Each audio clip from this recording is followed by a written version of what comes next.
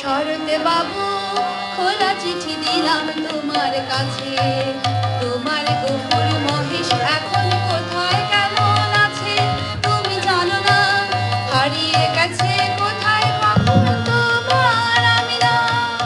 শরৎ বাবু এ চিঠি পাবে কিনা জানি না, আমি এ চিঠি পাবে কিনা জানি না।